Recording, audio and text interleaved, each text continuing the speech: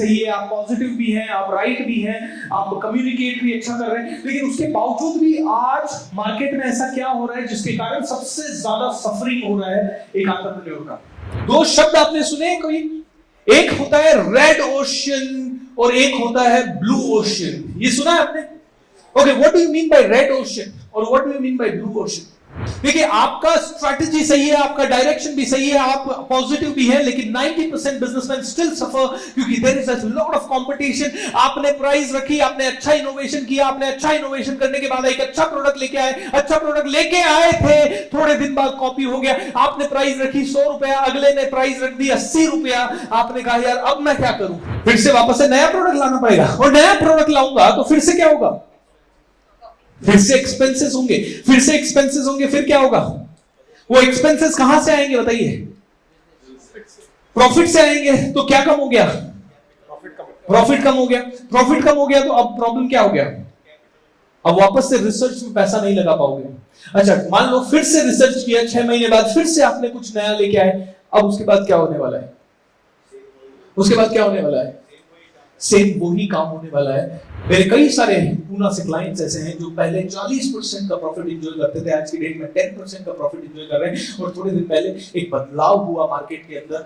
बदलाव ये हुआ कि पहले क्या होता था, जितने भी टूल मेकर्स होते थे जो कि टाटा की गाड़ियां वाड़ियां बनाते थे, उनके पार्ट्स वगैरह बनाते थे, उनके डिजाइन करते थे, उन सभी लोगों में ऐसा होता था 30%, 40%, 50% टूल मेकर को प्रॉफिट मिल जाता था। लेकिन ये होने लगा, टाटा को एक कंसल्टेंट मिला और उस कंसल्टेंट ने टाटा को एक एडवाइस दिया कि क्यों ना आप ऐसा करें कि अब ओपन बिड मंगवा लें। आप ओपन बिड मंगवा लें और सारे के सारे कस्टमर मिलके आपके सारे के सारे सप्लायर या वेंडर आपके बिड करेंगे कि इस पर्टिकुलर पार्ट का कॉस्ट मैं 200 रुपया दूंगा, तो कोई कहता अच्छा 200 देगा, मैं 190 दूंगा, कोई कहता अच्छा तू 190 देगा, मैं 180 दूंगा। यू नो व्हाट, जो प्रॉफिट पहले 35% था, जितने भी टूल मेकर्स हैं उनमें से कईयों का प्रॉफिट अब 15% पे आ गया है और धीरे धीरे और कम आएगा, क्योंकि अभी तो सिर्फ ये एक कंपनी है जिसने ये अप्लाई करना शुरू किया है।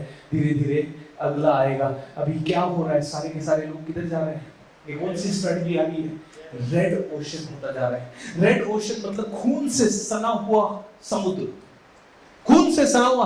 भैया कट थ्रोट कंपटीशन। आपने कितना रेट लगाया? 200, मैं कितना लगाने वाला हूं? 150। आपको पता भी नहीं है, मैं 150, ये 150 लगाया, आप कितने लगाओगे? 140। कोई कहेगा 130। चाइना क्यों जीत रहा है? क्योंकि चाइना रेड ओशन स्ट्रेटजी के अंदर बिलीव करता है। चाइना कहता है तुम सारे वर्ल्ड वाले जो रेट लगाओगे मैं उससे कम रेट में आपको दूंगा।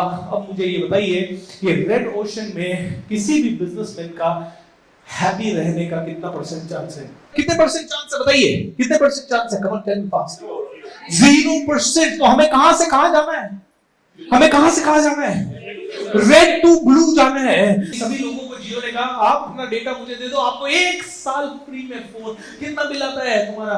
2500 रुपया। मैं जीरो करता हूं, मैं जीरो करता हूं। कितने कॉल करते हो आप? 2000 कॉल करते हो, मैं जीरो करता हूं। ब्लू ओशन स्ट्रैटेजी, एक नई स्ट्रैटेजी जहां पे वो किसी से कॉम्पीट ही नहीं कर रहा था। क्या? एक ऐसी स्ट्रैटेजी जहां वो किसी से कॉम्पीट ही नहीं कर रहा था। Can we really go to that level जहां पे कि हमारा कंपटीशन हमारे साथ? सोचिए, मैं आप लोगों से सवाल करता हूं, which is the best car in the market? Which is the best car in the market? Come on tell me. सोचिए, Rolls Royce. Okay, are you sure?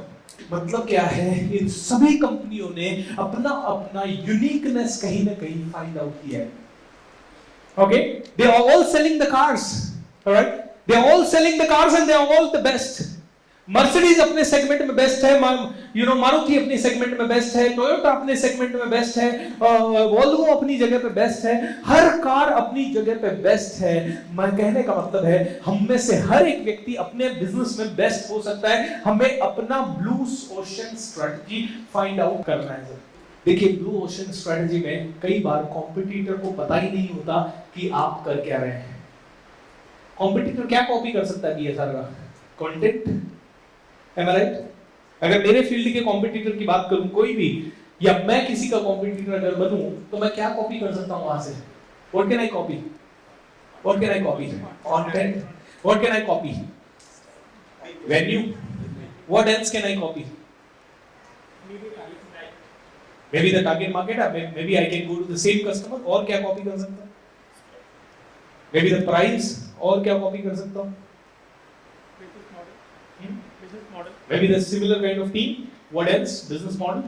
सभी कुछ कॉपी किया जा सकता है. क्या कॉपी नहीं किया जा सकता?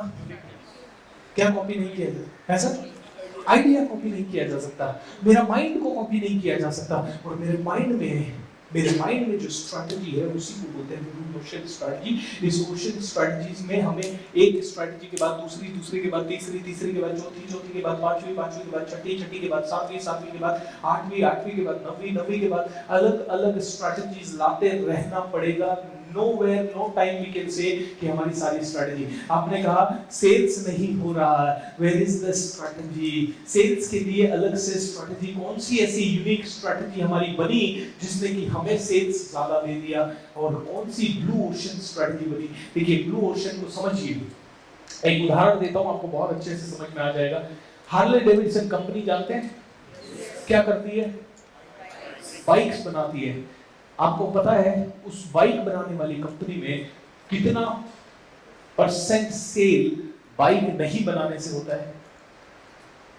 मतलब अगर बाइक बना के वो 100 करोड़ कमाते हैं तो कितना पैसा बिना बाइक बनाए कमाते हैं वो?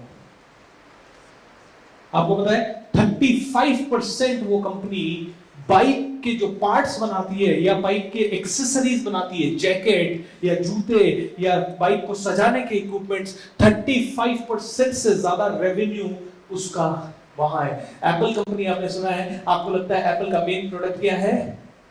फोन। बट आपको पता है फोन से ज्यादा एप्पल किस चीज में कमाती है? एक्सेसरीज। कौन कौन सी एक्सेसरीज? मार्क, ये क्या कहते हैं, चार्जर, हेडफोन, उसके बाद और क्या आजकल तो आ गए कौन से? एयरपोर्ट्स।